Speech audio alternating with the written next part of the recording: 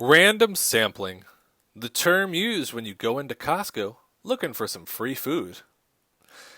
As for me, though, little short aside, when I go into Costco, I have a plan. Take this very seriously. I'll draw you a little diagram here.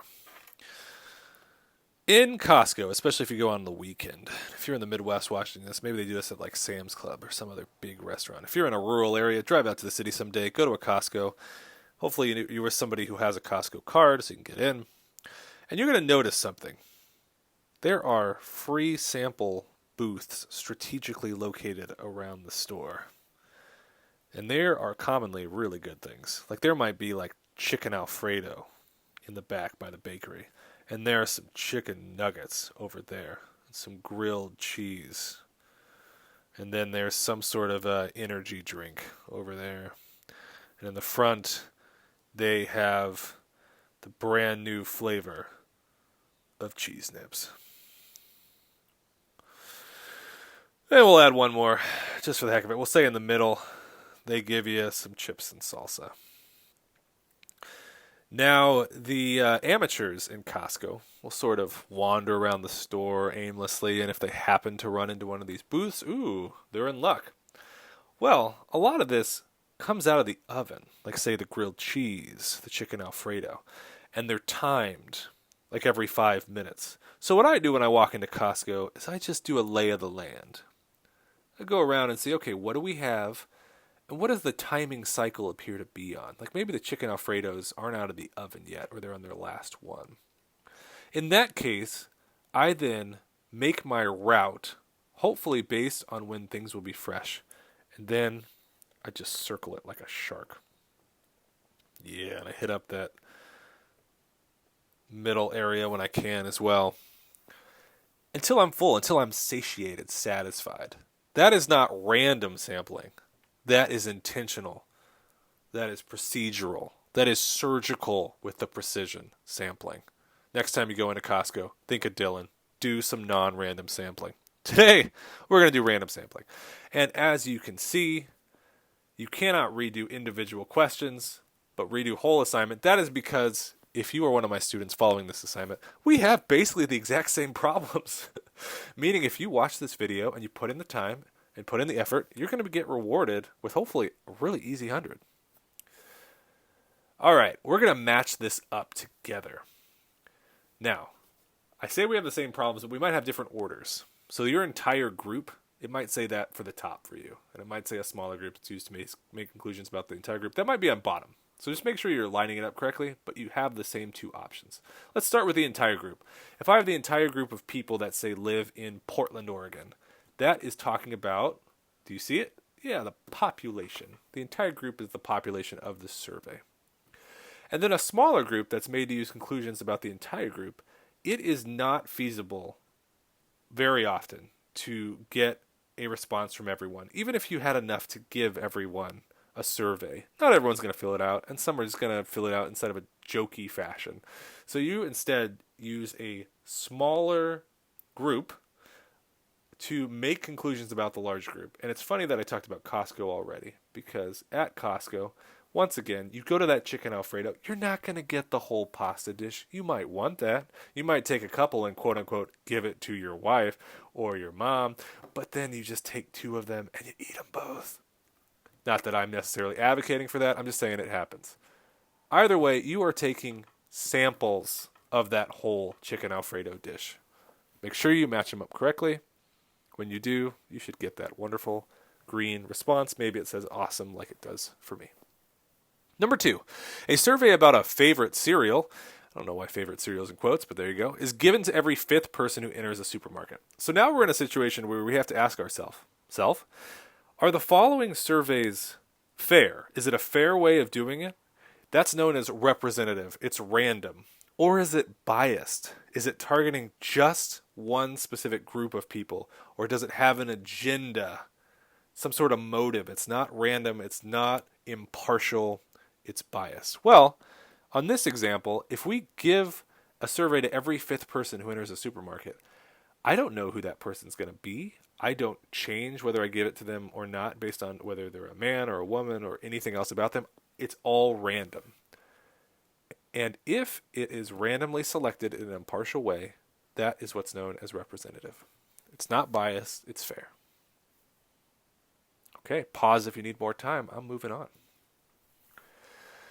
Number 3, Paul asks all his friends to identify their favorite item on the school lunch menu. This survey is blank because the people in the sample blank. Well, I don't know Paul. If your name's Paul out there, shout out, what up? But Paul and his friends might really favor, like I do, pepperoni pizza. They're even a pepperoni pizza club. Every day at lunch, they get their pepperoni pizza, they eat it, and they go play football out the blacktop. Hashtag middle school memories. Well, meanwhile, across the cafeteria, you've got people that don't even eat pizza. Maybe they're dairy allergic. Maybe they're not. They don't prefer to have pepperoni, either because they're a vegetarian or they just don't like the taste. Again, I'm not somebody like that, but I know a lot of people like that. So, just interviewing your friends, Paul, especially if you slip them each like a $5 bill and say, choose pepperoni pizza, that's bias. We have to include everyone, at least a smaller circle that's random. And so just Paul and his friends do not accurately represent the entire population. It's biased. All right, number 4. A movie studio surveys all the adults in an audience leaving a children's movie by asking the adults to rate the film. Well, I love Pixar movies so much. Shout out, Pixar. It's a Disney studio that makes really, really good animated films because not only do they have a wonderful layer for the little kids, there's bright, shiny objects and there's silliness abounding. Then there's a middle layer. There's commentary based on what kids go through, their lives, their experiences. But then there's also a third layer, a humor parfait, if you will, that's for the adults. If you watch a Pixar movie at 3, at 7, at 13, at 23, you're going to have a different experience each time and catch something you did not catch before. It's really, really smart. In that vein, if I just ask the adults who leave a children's movie, probably they were forced to go because their kid wanted to see it, what they thought of it, they might have hated it, but their kid might have loved it, or vice versa. So it's biased to only ask the adults and not ask the kids, especially when it's a children's movie. And every time it's biased, they do not accurately represent the entire population. All right, adults. You don't always rule the world in this survey. All right, 5. Jill randomly, that's a good start, picks 100 people from a phone directory. We used to have those back in the day for landlines. Now, everyone's cell phone is not in a directory that people have access to, and that just seems normal. But it's crazy that back in the day, I sound like an old person. Back in the day, there was a phone directory, and everyone's phone number was in there, and sometimes everyone's address was in there. Talk about a different world. Ask them about their favorite restaurant. This survey is, well, it's random, and in general, a phone directory represents the whole population. So you're not just getting adults or kids or people who like pepperoni pizza. You're getting everybody. Number 6, David wants to know which football team is the most popular in the country. I hated that people still call the Cowboys America's team. That's like from 20 years ago. It's still call it that. I'm very curious. If you were to interview everybody in the nation, would they still win? What do you think? Leave your answer in the comments section below. Which sample will give him the best chance to make an accurate prediction? Is it a survey of 80 men and women leaving the stadium after the game?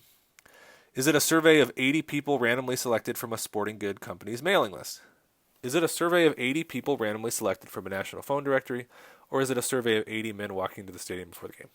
Okay, let's start with the most bias. They're only talking to men walking into a single stadium before the game. No, not even close.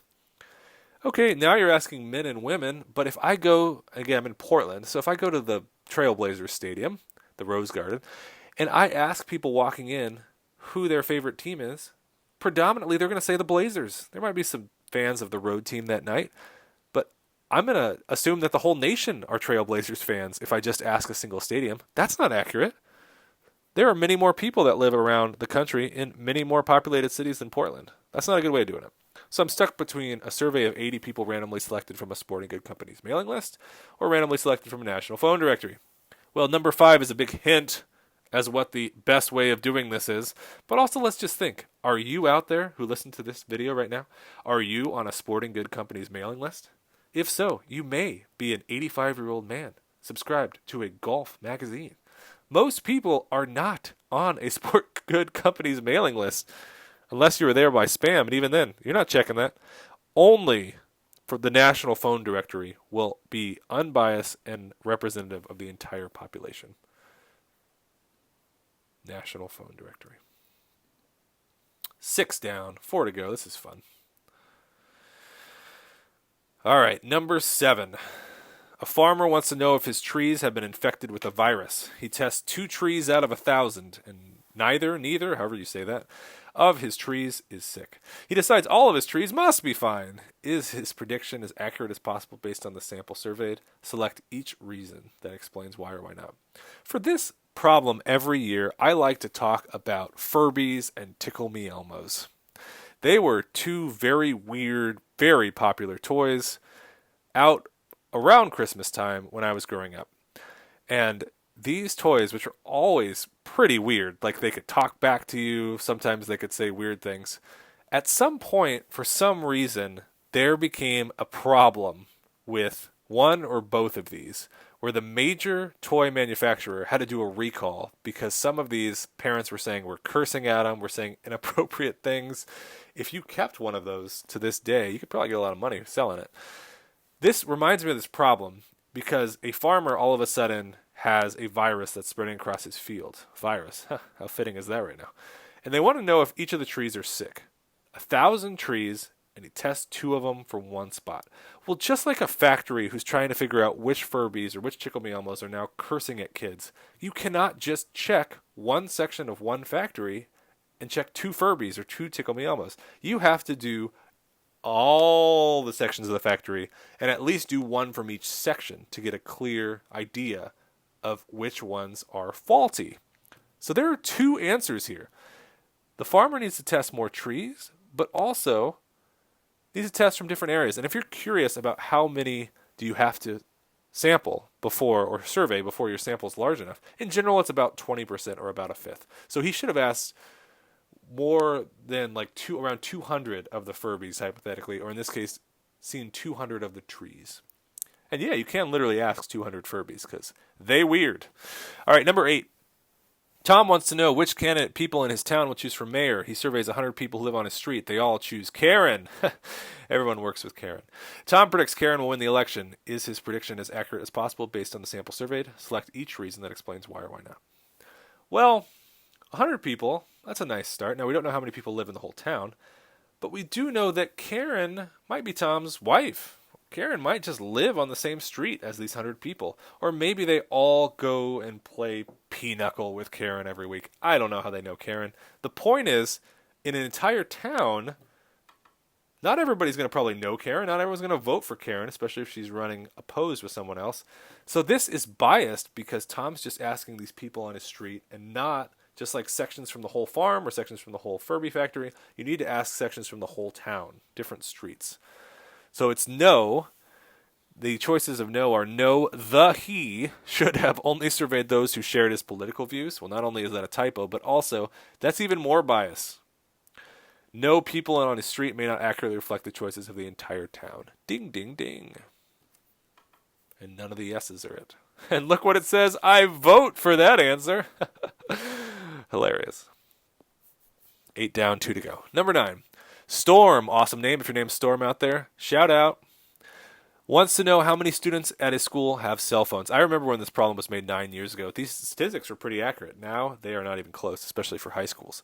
There are 200 students in his school. He asks every 4 student who enters the building until he reaches 50 students. Again, we want 20%, so that would be 0.20 times 200. Storm must ask at least 40 people.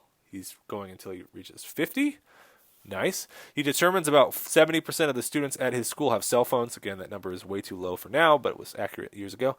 Is his prediction as accurate as possible based on the sample survey? And select each reason that explains why or why not. We look for 2 things. We look for sample size. It's large enough. It's larger than 40. And we look for randomness.